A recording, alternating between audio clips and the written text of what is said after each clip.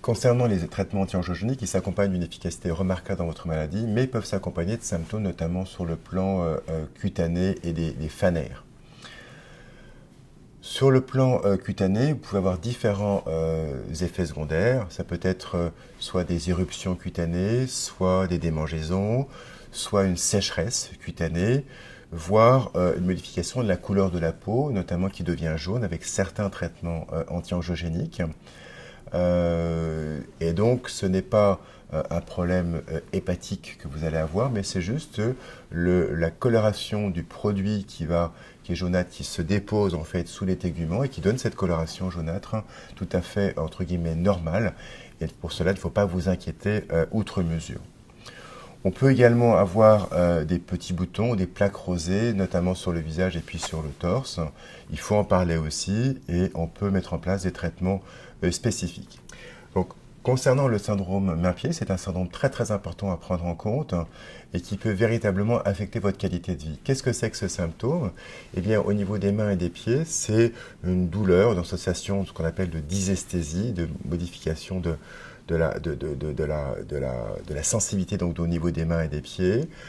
On a des décollements notamment de la peau et puis des zones de crevasse, notamment au niveau des zones de jointure des mains et des pieds.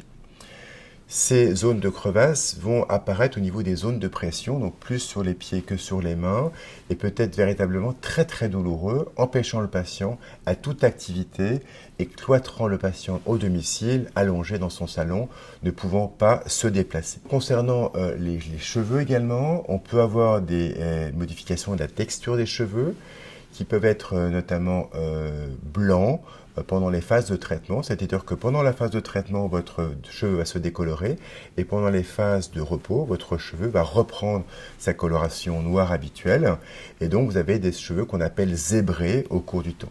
Il n'y a malheureusement rien à faire. Lorsque vous arrêtez votre traitement, les cheveux vont reprendre leur coloration classique, mais il faut le savoir de façon à ne pas être inquiet outre mesure.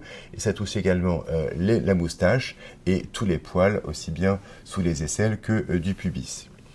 Au niveau des ongles, on a également des symptômes qui apparaissent, qu'on appelle des problèmes d'onycholyse, où on a des ongles qui sont cassants, voire des petites infections sur le pourtour des ongles, voire des petites hémorragies qu'on voit au niveau de l'extrémité de l'ongle. Et l'ensemble de ces symptômes, à la fois aussi bien sur le plan cutané, sur le plan du syndrome main-pied, des cheveux et des ongles, sont à prendre en compte. Alors comment est-ce qu'on peut faire ? Premièrement, de façon à éviter la peau sèche, on peut appliquer des crèmes sur la peau hydratantes. Il y a différents types de crèmes que votre médecin va vous proposer qui vont permettre donc une bonne hydratation. Deuxièmement, il faut éviter l'exposition solaire et boire de façon abondante, de façon à ce que votre peau soit bien régénérée et bien donc alimentée. Enfin, il faut pouvoir se laver les mains, s'hydrater de façon régulière, de façon à éviter toute surinfection liée à un problème de mauvaise hygiène cutanée.